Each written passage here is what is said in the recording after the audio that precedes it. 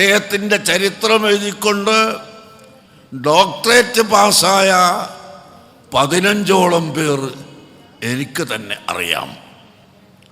അൽ അസ്ഹറിലും മറ്റ് പല സ്ഥലത്തും അവരുടെ ചരിത്രം എഴുതി കൊടുത്തുകൊണ്ട് സമർപ്പിച്ചിട്ട് ഡോക്ടറേറ്റ് ബിരുദം കിട്ടിയവരുണ്ട്.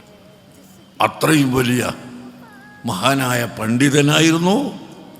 ആ പണ്ഡിതൻ്റെ നേതൃത്വത്തിലുള്ള അവസാനത്തെ ഗ്രാൻഡ് മുഫ്തിയായിരുന്നു അസ്ഹരി മിയ എന്ന പേരിൽ അറിയപ്പെടുന്ന അഖ്തർ റസാ ഖാൻ അൽ അസ്ഹരി റഹിമഹുല്ല അവർ.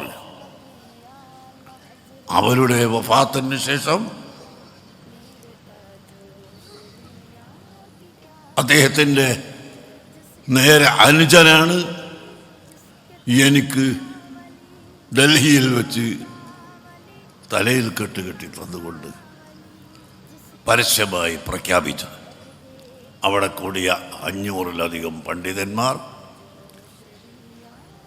10,000 ജനങ്ങൾ എല്ലാവരും തക്ബീർ ചൊല്ലിക്കൊണ്ട് സ്വീകരിച്ചു, എന്നെ ഏൽപ്പിച്ചു.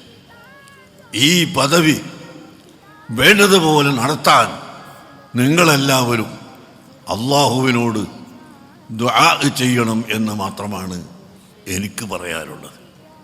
നമുക്ക് ഇതിൻ്റെ പേരിൽ അഹങ്കരിക്കാൻ പറ്റില്ല, കീറ് നടിക്കാൻ പറ്റില്ല.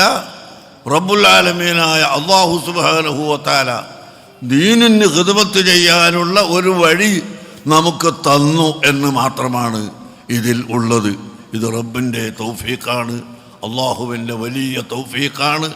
അത് ഒരാളെ മനസ്സിൽ നമുക്ക് ഇട്ടുകൊടുക്കാൻ കഴിയില്ല. അവരുടെ മനസ്സിൽ അള്ളാഹു തആല ഇട്ടുകൊടുക്കുകയും അള്ളാഹു തആല നമുക്ക് നൽകുകയും ചെയ്യും. ഡൽഹിയിൽ നടന്ന സമ്മേളനത്തിന് സ്വാഗത പ്രസംഗം നടത്തിയത് തന്നെ ഈ കഴിഞ്ഞ വഫാത്തായി പോയ അസ്ഹരി മിയയുടെ സെക്രട്ടറിയായി മരിക്കുന്ന ദിവസം വരെ പ്രവർത്തിച്ച ശിഹാബുദ്ദീൻ എന്ന ആളാണ് ഡൽഹിയിൽ സ്വാഗതം പറഞ്ഞത്. അവരാരും അറിയാതെ ഒന്നും ആയതല്ല. ഏതായാലും ബഹുമാനപ്പെട്ട ഖലീൽ തങ്ങൾ പറഞ്ഞതുപോലെ ആരും അറിയാതെ പറഞ്ഞതോ ഉറക്കത്ത് പറഞ്ഞതോ ഒന്നുമല്ല. ഇങ്ങനെ അല്ലാഹു തആലാന്റെ ഖളാ കൊണ്ട് നടന്നതാണ്. ആ നടന്നത് അനുസരിച്ച് നമുക്ക് പ്രവർത്തിക്കാം. അള്ളാഹു അതിന് തൗഫീഖ് ചെയ്യട്ടെ. ഇവിടെ